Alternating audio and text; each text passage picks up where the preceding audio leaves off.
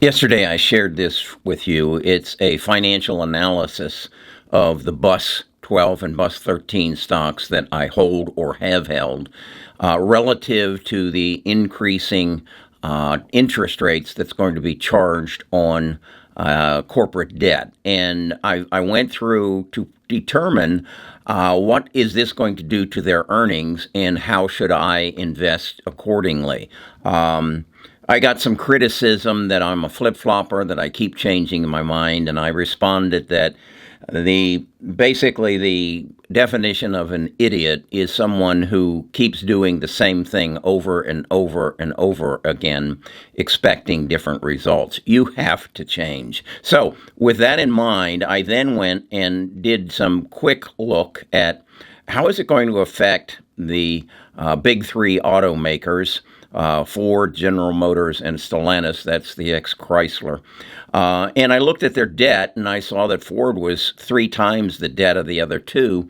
And then I remembered that in 2008, the federal government bailed out Chrysler and GM to the tune of $17 billion. And Ford had just done some refinancing, and they didn't get any of it. So that's why Ford's debt is so much higher. But I then went on to say that if they're currently paying 4% on this debt, this is the amount that they pay annually on that debt. And in Ford's cases, that's what, $2.7 billion. These two just under $1 billion. But if, in fact, their interest rate goes from 4 to 10, like it will, because every 3 to 5 years they have to refinance that debt at current interest rates, that means their debt service is going to go up substantially. In this case, from $2.7 billion to $6.7 billion, from roughly $1 billion to $2.5, from again $1 billion to $2.1, and that's then going to reflect on their current income. Here is their last year's income. If you subtract this increase in debt service from last year's income, you see that Ford's income will come down roughly 85%.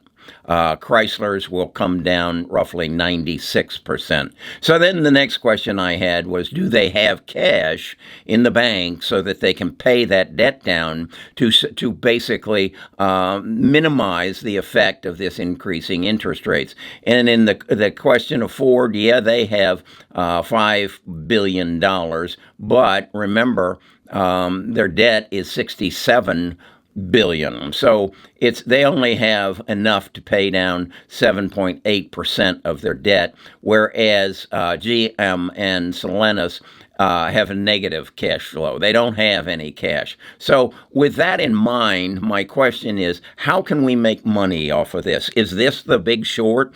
Is this where we get into puts and anticipating what's going to happen? And really, do we have enough knowledge at this point to make that kind of decision?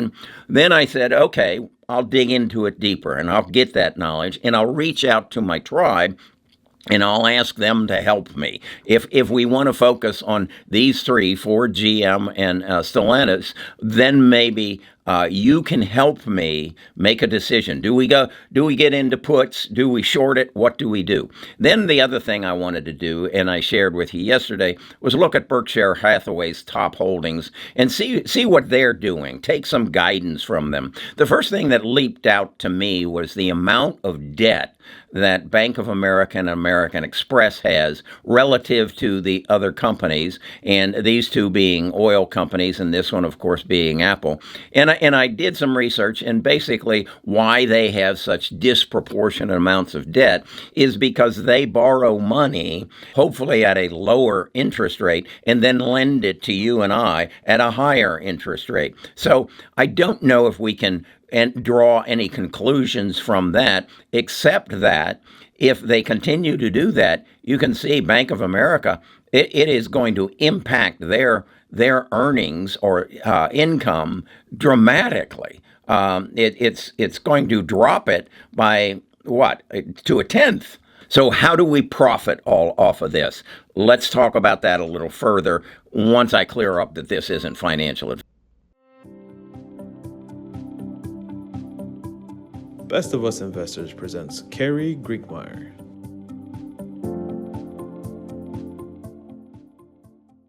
So are we in the same position we were back in 09, 10 as The Big Short occurred? And if you haven't read the book, The Big Short, or seen the movie, I would strongly suggest this week you do both or one or the other and familiarize yourself with what happened with Michael Burry and how he recognized something that the world didn't recognize, how he connected the dots to make himself super wealthy and his investors super wealthy.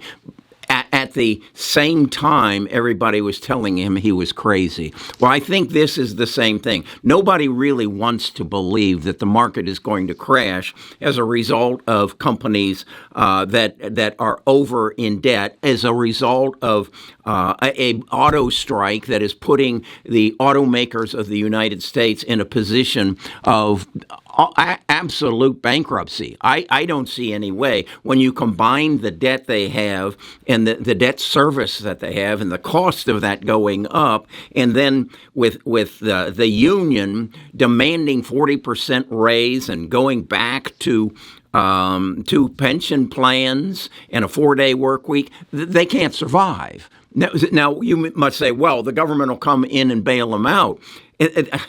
I'm sorry, but the writing's on the wall, and it's over. It's over. You know, we're just waiting for the lady to sing, as far as I'm concerned. And then, as on my chart, I have actually gone in and done the same analysis on every stock in the S&P 500, and there are some of them that you can just see that they don't stand a chance unless somebody comes and buys them out. So as an investor, how do I approach this? Do I say this one's going to go down, so I need to buy puts on it, or I need to short it, or this one's going to be bought out by this one that is in such a strong financial position, and I've got them all laid out there. I can see who is in a strong financial position. I can see that Google will be shopping at the stock discount mart as everything.